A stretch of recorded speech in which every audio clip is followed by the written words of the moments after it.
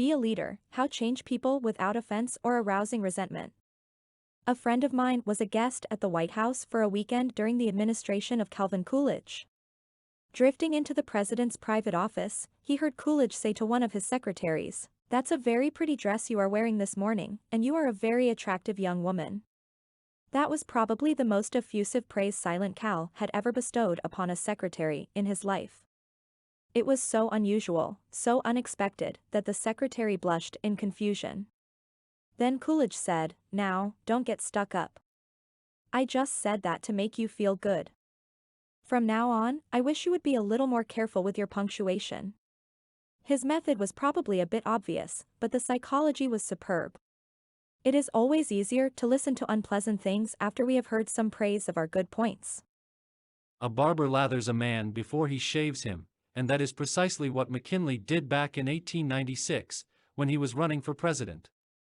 One of the prominent Republicans of that day had written a campaign speech that he felt was just a trifle better than Cicero and Patrick Henry and Daniel Webster all rolled into one.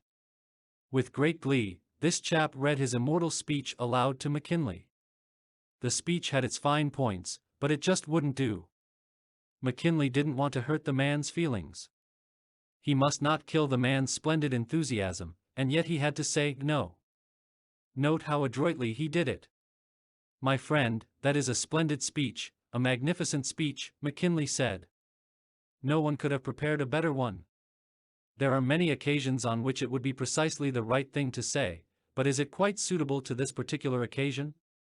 Sound and sober as it is from your standpoint, I must consider its effect from the party's standpoint.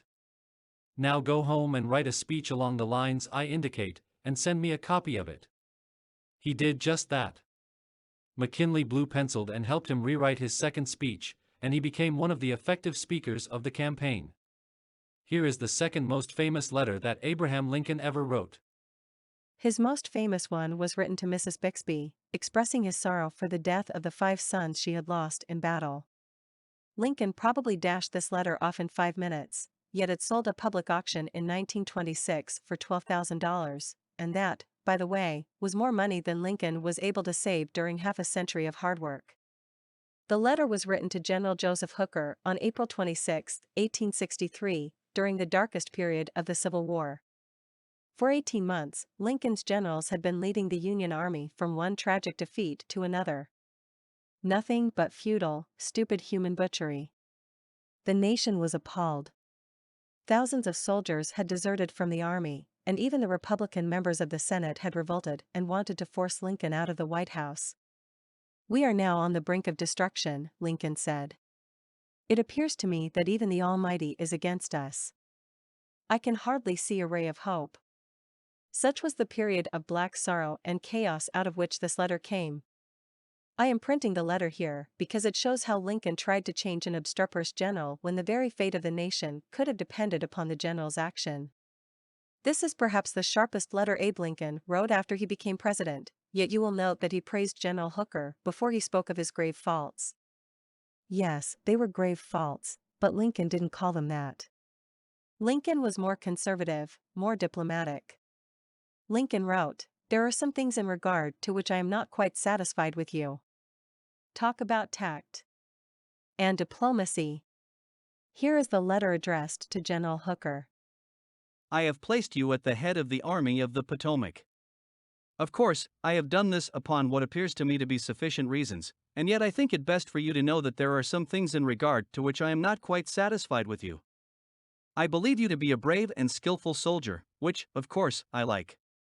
I also believe you do not mix politics with your profession, in which you are right. You have confidence in yourself, which is a valuable, if not an indispensable quality. You are ambitious, which, within reasonable bounds, does good rather than harm. But I think that during General Burnside's command of the army you have taken counsel of your ambition and thwarted him as much as you could, in which you did a great wrong to the country and to a most meritorious and honorable brother officer. I have heard, in such a way as to believe it, of your recently saying that both the army and the government needed a dictator. Of course, it was not for this, but in spite of it, that I have given you command. Only those generals who gain successes can set up as dictators. What I now ask of you is military success, and I will risk the dictatorship. The government will support you to the utmost of its ability, which is neither more nor less than it has done and will do for all commanders. I much fear that the spirit which you have aided to infuse into the army, of criticizing their commander and withholding confidence from him, will now turn upon you. I shall assist you, as far as I can, to put it down. Neither you nor Napoleon, if he were alive again, could get any good out of an army while such spirit prevails in it, and now beware of rashness. Beware of rashness, but with energy and sleepless vigilance, go forward and give us victories. You are not a Coolidge, a McKinley, or a Lincoln. You want to know whether this philosophy will operate for you in everyday business contacts. Will it? Let's see. Let's take the case of W.P. Gaw, of the Wark Company, Philadelphia. The Wark Company had contracted to build and complete a large office building in Philadelphia by a certain specified date. Everything was going along well, the building was almost finished, when suddenly the subcontractor making the ornamental bronze work to go on the exterior of this building declared that he couldn't make delivery on schedule. What? An entire building held up. Heavy penalties. Distressing losses. All because of one man. Long-distance telephone calls. Arguments. Heated conversations. All in vain. Then Mr. Gaw was sent to New York to beard the bronze lion in his den. Do you know you are the only person in Brooklyn with your name? Mr. Gaw asked the president of the subcontracting firm shortly after they were introduced. The president was surprised. No, I didn't know that. Well, said Mr. Gaw, when I got off the train this morning, I looked in the telephone book to get your address, and you're the only person in the Brooklyn phone book with your name. I never knew that, the subcontractor said. He checked the phone book with interest. Well, it's an unusual name, he said proudly. My family came from Holland and settled in New York almost 200 years ago. He continued to talk about his family and his ancestors for several minutes. When he finished that, Mr. Gaw complimented him on how large a plant he had and compared it favorably with a number of similar plants he had visited. It is one of the cleanest and neatest bronze factories I ever saw, said Gaw. I've spent a lifetime building up this business, the subcontractor said, and I am rather proud of it. Would you like to take a look around the factory? During this tour of inspection, Mr. Gaw complimented the other man on his system of fabrication and told him how and why it seemed superior to those of some of his competitors. Gaw commented on some unusual machines, and the subcontractor announced that he himself had invented those machines. He spent considerable time showing Gaw how they operated and the superior work they turned out. He insisted on taking his visitor to lunch. So far, mind you, not a word had been said about the real purpose of Gaw's visit. After lunch, the subcontractor said, now, to get down to business. Naturally, I know why you're here. I didn't expect that our meeting would be so enjoyable. You can go back to Philadelphia with my promise that your material will be fabricated and shipped, even if other orders have to be delayed. Mr. Gaw got everything that he wanted without even asking for it. The material arrived on time, and the building was completed on the day the completion contract specified. Would this have happened had Mr. Gaw used the hammer and dynamite method generally employed on such occasions? Dorothy Rubowski, a branch manager of the Fort Monmouth, New Jersey, Federal Credit Union, reported to one of our classes how she was able to help one of her employees become more productive. We recently hired a young lady as a teller trainee.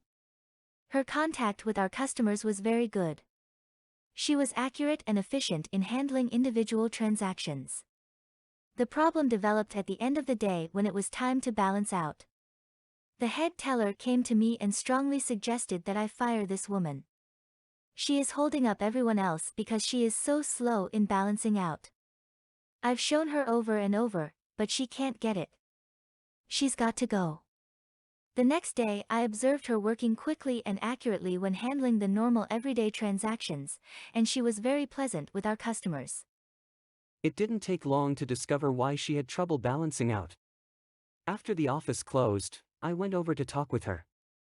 She was obviously nervous and upset. I praised her for being so friendly and outgoing with the customers and complimented her for the accuracy and speed used in that work. I then suggested we review the procedure we use in balancing the cash drawer. Once she realized I had confidence in her, she easily followed my suggestions and soon mastered this function. We have had no problems with her since then. Beginning with praise is like the dentist who begins his work with Novocaine.